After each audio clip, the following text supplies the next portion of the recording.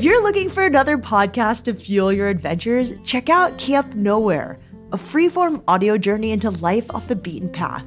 Hosted by Mac, a filmmaker, photographer, full-time traveler, and REI partner, Camp Nowhere features candid conversations, audio diaries, and immersive sounds from the road. On the show, she discusses how her experiences have taught her to navigate life's unexpected moments and thrive in the unknown. Camp Nowhere is for those who are passionate about the outdoors, travel, and the things you can learn about yourself along the way. Ready to dive in and embrace the unknown? Listen to Camp Nowhere today, wherever you listen to podcasts.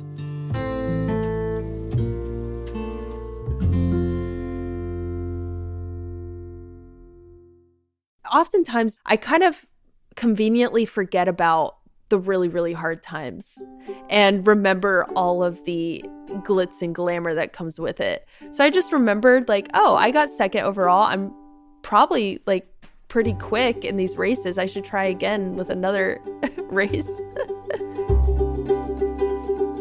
In the last few years, Tara Dower has emerged as one of the fastest ultra runners in America.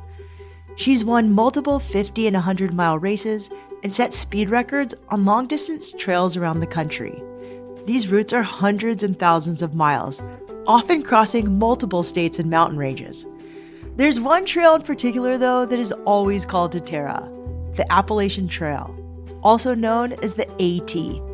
It runs 2,200 miles from Georgia up to Maine.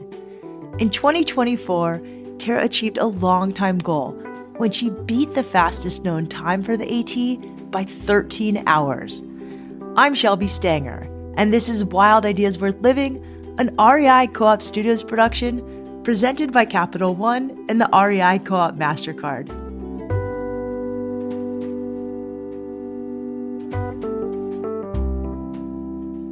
A few years ago, we interviewed a dentist from Belgium named Karel Sabe, who set the fastest known time for the Appalachian Trail in 2018. Karel beat the previous record holder by more than 4 days.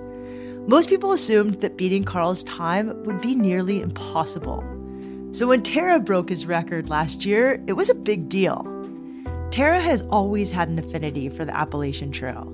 She thru-hiked it in 2019, and once she started ultra running, she knew that she wanted to return. Tara Dower, welcome to Wild Ideas Worth Living. Yeah, thanks for having me. You completed the fastest known time of the Appalachian Trail, 40 days, 18 hours, and 5 minutes, beating the previous record set by Karel Sabe, who we interviewed, by 13 hours. How did it all feel? How has it felt since then? I mean, it's been a couple months and you've been on a whirlwind tour. Yeah, no, it's been nearly 3 months now since I completed the trail.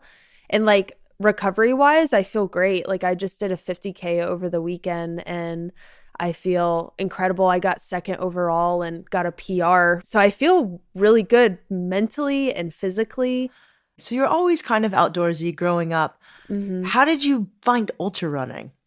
So when I was in college, I mean, it started by watching a documentary about the Appalachian Trail.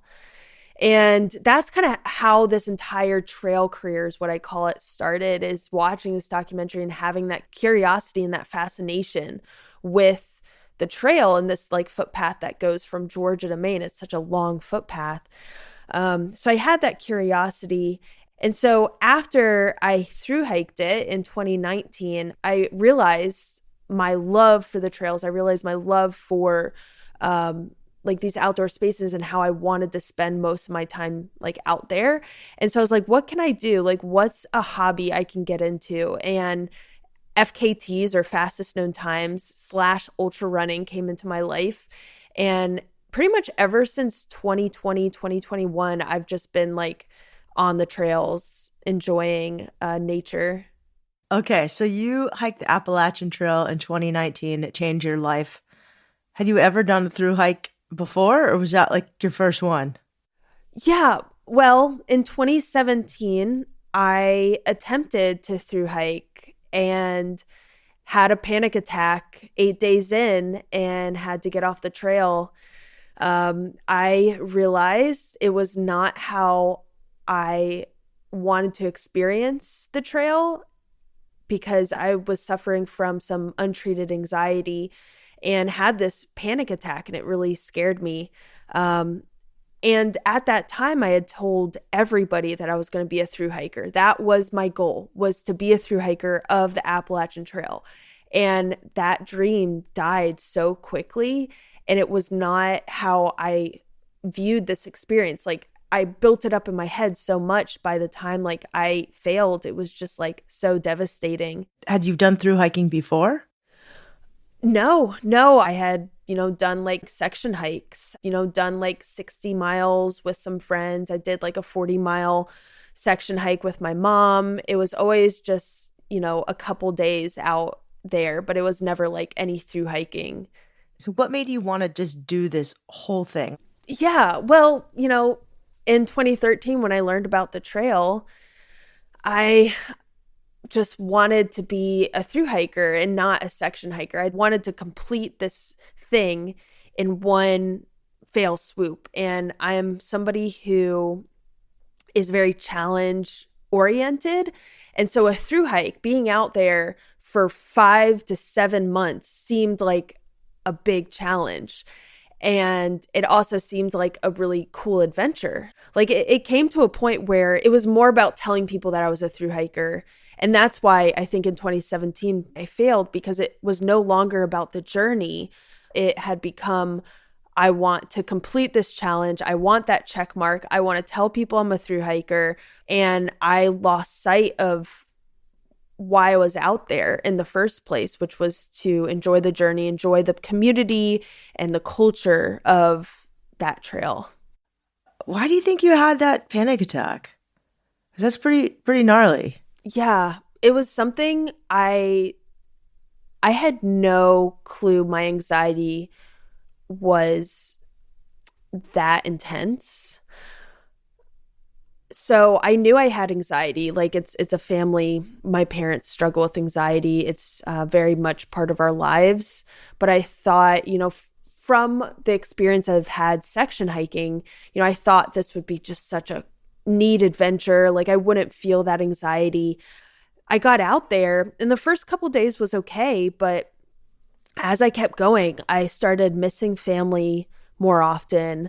And then I felt this like sense of dread and this sense of doom that I couldn't quite put my finger on. I just felt like I couldn't calm down. There wasn't like I was feeling unsafe or was like I was uncomfortable. I was physically okay. Mentally, I couldn't put a finger on why I was feeling like this sense of dread and doom. So by the time like on that 8th morning when I woke up in my tent, I think I had just like built up all this anxiety in my body. And I woke up and didn't know what was happening at first, but I had chest pains. I had a migraine. I felt like something was sitting on my chest, honestly. And I felt like I couldn't breathe. I was hyperventilating. And it was all of a sudden, as soon as I woke up. So I think all that anxiety just built up in me, and then this panic attack happened. And I didn't understand what a panic attack was at the time, this tunnel vision, this dread and doom. And I went to the doctor once I got home, and he was like, yeah, that was a panic attack. Yeah, that must have been terrifying. So I can't put my finger on like what exactly caused it. It was just this sense of dread, and it was not how I wanted to experience the trail, which I've talked about was like kind of the most important thing in my life at the time. So I think I really had to, over, a couple years, it wasn't perfect, after 2017 when I worked on my anxiety and went back in 2019, my anxiety wasn't perfect. And I still wasn't like okay. But I knew my triggers and I knew what to focus on, my motivations. And over time, I have found a lot of solace in nature. And now at this point in my life, I feel like that is the most at peace I am when I'm in nature and on trails. When Tara returned to the Appalachian Trail in 2019, she learned a number of tools to help her manage her anxiety. She used techniques like focusing on the ground under her feet or squeezing gravel in her hand to help her connect with the present moment. With these tools, she was able to complete the entire 2,190-mile thru hike in 2019, which was a deeply rewarding experience. Tara found that spending time in the old Appalachian Mountains, surrounded by nature, was both grounding and transformative. Along the way, she also met other thru hikers who have become some of her closest friends. Just out of curiosity, what's your trail name? Candy Mama. It all makes sense now. Tell me how you got the name. When did you get it? I think it was about a month into the thru hike. I would just eat a lot of candy. Airheads was my candy of choice. And I just mommed everyone too. Like, oh, you're tired? You probably have Lyme's disease. Do you have any ticks on you? Like, have you eaten today? Have you drank? And honestly, it was kind of annoying. Like, looking back, I'm like, I would hate somebody who's like up my butt all the time. But like for the candy, I went back to the dentist after completing the trail and I had 6 cavities. Oh no. Yeah. So that's how much candy I ate. Just so much. Tara's time on the trail solidified her love for endurance adventures. After thru hiking the AT, Tara became a backpacking guide and her boss introduced her to ultra running and fastest known times, or FKTs. In 2020, she decided to attempt an FKT on the Mountains to Sea Trail, which spans the entire state of North Carolina. Tara ended up beating the previous record holder and realized that she could compete with some seriously talented athletes. With this new confidence, Tara began to enter ultramarathons while continuing to break speed records on trails around the country. In 2022, she set the FKT for the Benton-MacKaye Trail, which travels through Georgia, Tennessee, and North Carolina. That run inspired her next wild idea. Benton-MacKaye was like the father of the Appalachian Trail. So I set the fastest known time on this 289-mile Benton-MacKaye Trail. And when I finished, it was like 4 days and change. And I set the overall record. And I thought to myself, I feel like okay, like I'm tired and I'm hungry and I could probably like sleep for days. But if I had to keep going, I could probably keep going. And that's where the idea sparked. And so I just had like this desire to do something big, this big adventure like the Appalachian Trail. And I knew from my career being an ultra athlete, like I was developing my body to get to that point.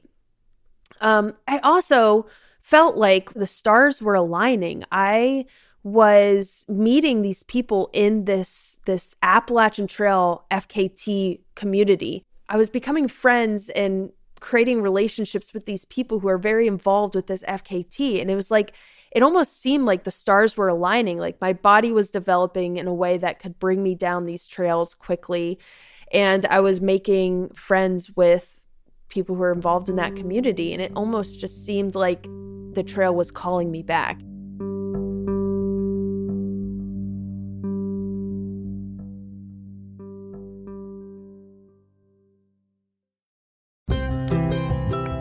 Here's something cool.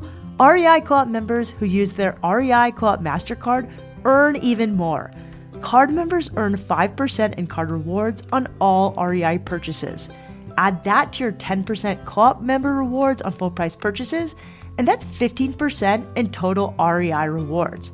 My favorite part? You can redeem rewards as you earn them on things you'll love. I personally have my eye on a new tent, a hiking backpack, and of course, a new cooler for my adventures this summer. Already a card member? Start shopping today. Don't have a card? See if you're pre-approved for the REI Co-op MasterCard with no risk to your credit score. To learn more about the REI Co-op MasterCard program, go to rei.com/MasterCard-podcast. That's rei.com/MasterCard-podcast. Terms apply.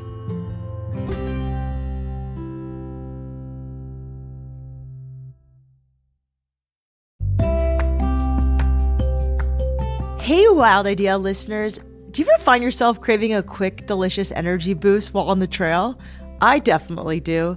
That's why I'm stoked about Honey Stinger, the inventor of the energy waffle and their brand new peanut butter flavors.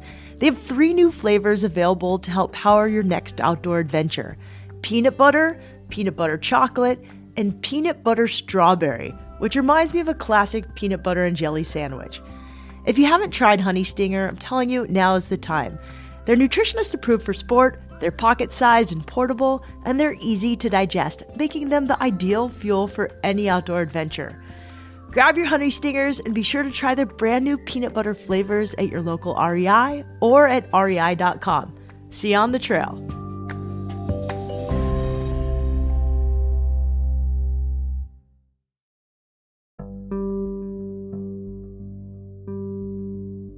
Over the last 5 years, Tara Dower has become a well-known ultramarathoner and trail runner. She's won countless races and holds the fastest known times for routes all over the U.S. In 2024, Tara hit the headlines again for completing the fastest known time for the Appalachian Trail, a goal that she'd been hoping to achieve for over 2 years. Carl Sabe held the previous record, and Tara studied his approach carefully. Preparing for the FKT attempt took a lot of work, and luckily, Tara had plenty of help. Her friend and fellow thru-hiker Rascal helped with logistics, her mom was in charge of food, and pacers kept her company on the trail. So, walk us through the logistics. Tell me what day you started, what time you would start each day, and then let's go through a day. Yeah, well, typically I would wake up at 3 a.m. and Rascal and I slept together pretty much the entire FKT. So we had a van and we also had a tent. Those were 2 sleeping situations. But I'd wake up at 3 a.m. Rascal would hand feed me because I had to prepare my feet. I would put Leukotape on my feet.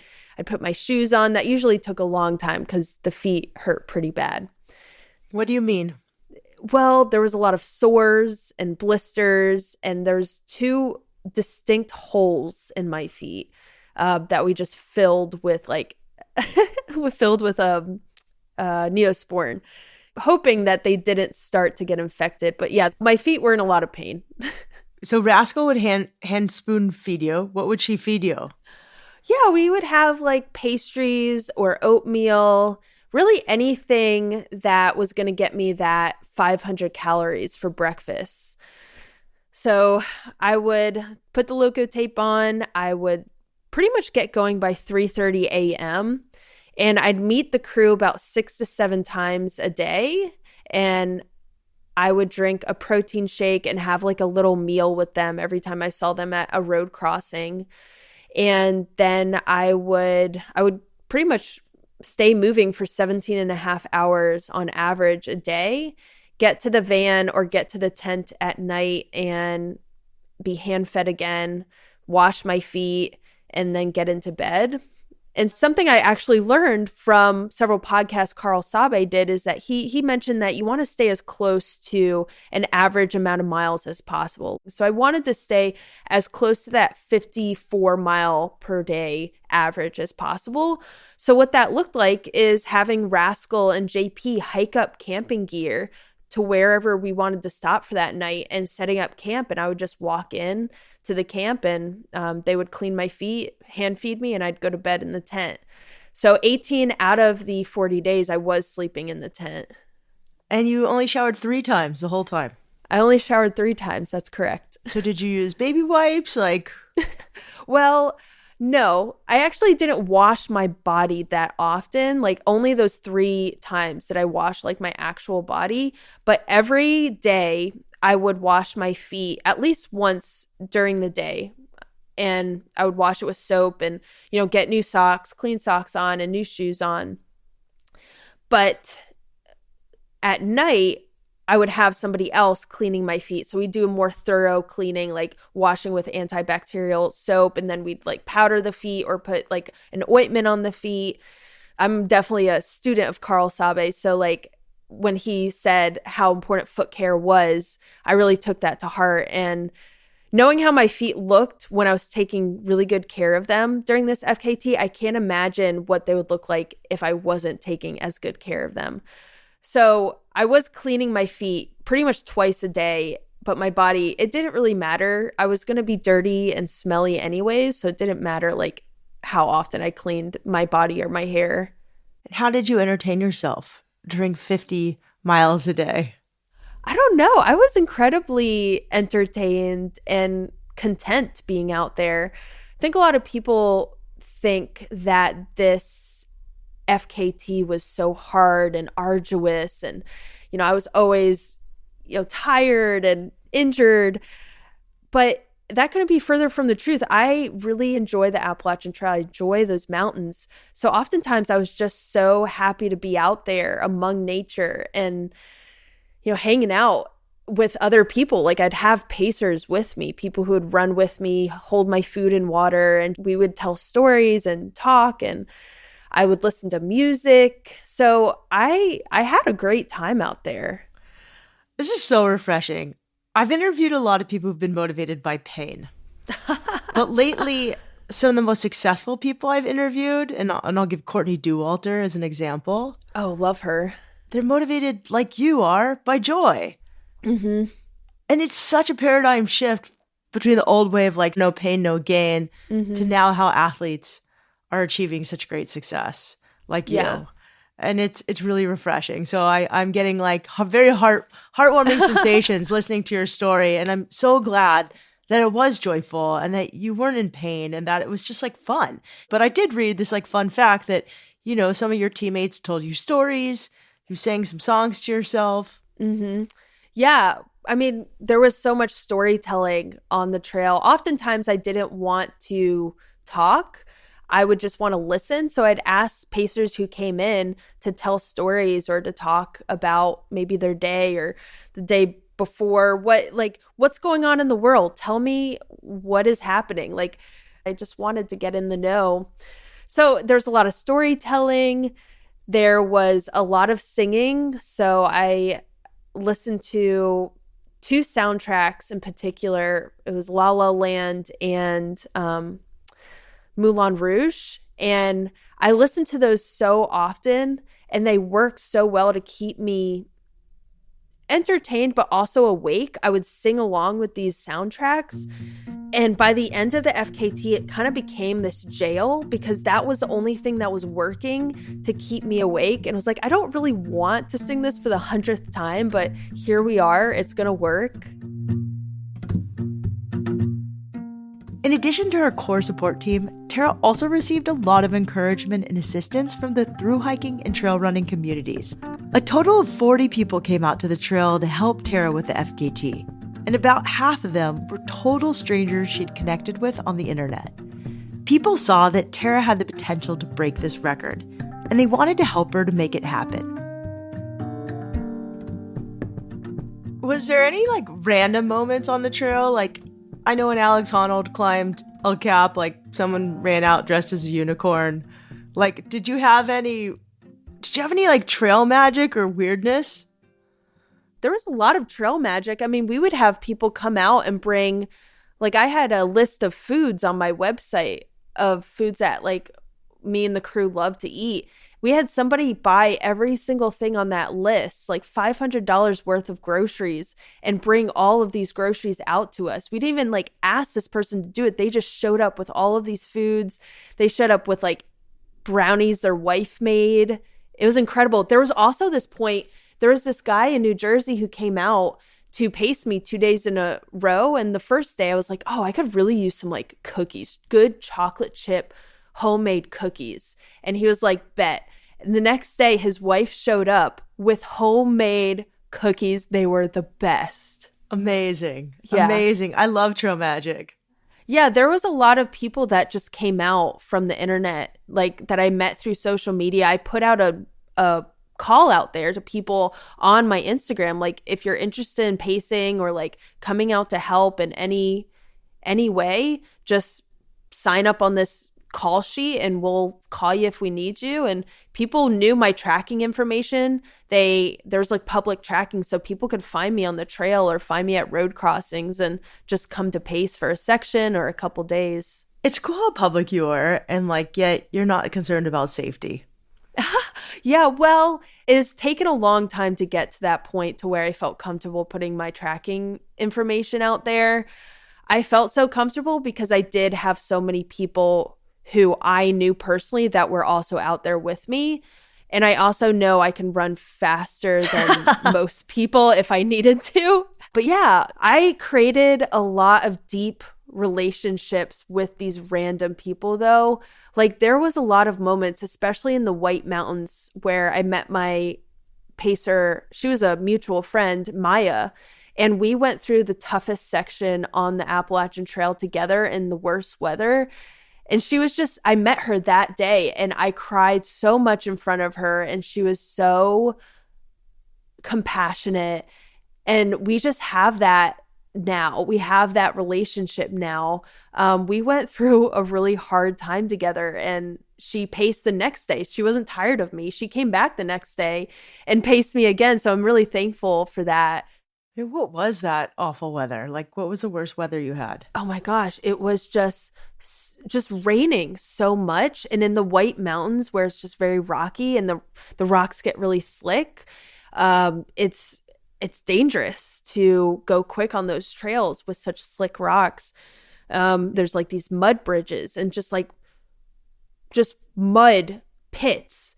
And you have to navigate these mud pits. I fell in one of the mud pits, mud splashing on my face, and I just disassociated after that point. I mean, it gets dark and you're running through the rain and it's cold and it's wet. At this point, I had been cold and wet for like 6-7 days straight. I hadn't seen the sun for more than 4 minutes.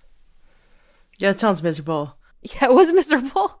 Was there any parts where you doubted yourself and you're like, I don't think I'm going to do this?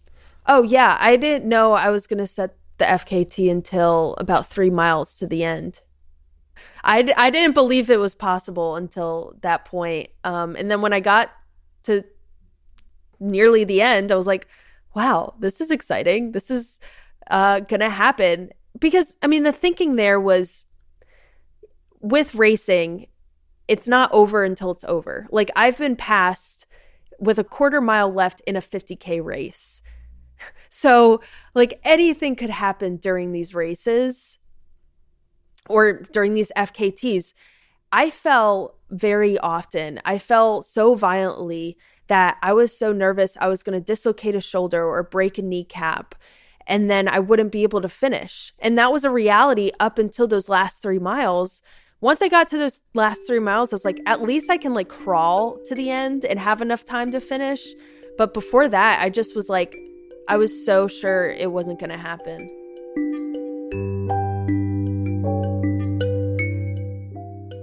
God willing, incident, barring and injury, barring.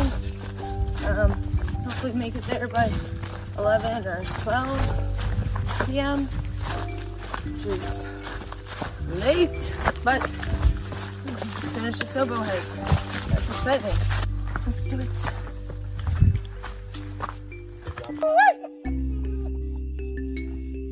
Yes, Tara!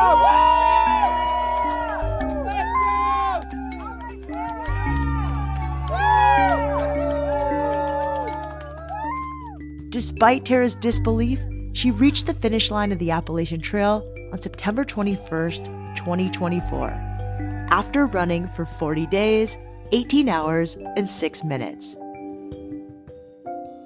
Tara has created a video series about her record-breaking FKT on her YouTube channel, Tara Treks.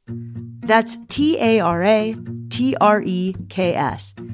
Tara's run also raised $100,000 for the national nonprofit Girls on the Run. You can learn more about that on her Instagram at tara.dower. That's TARA.DOWER.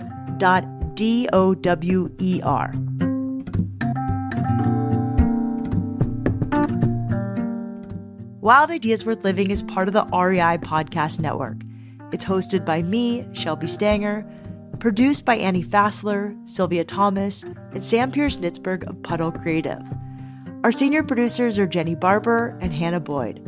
Our executive producers are Paolo Motola and Joe Crosby. As always, we love it when you follow the show, take time to rate it, and write a review wherever you listen. And remember, some of the best adventures happen when you follow your wildest ideas.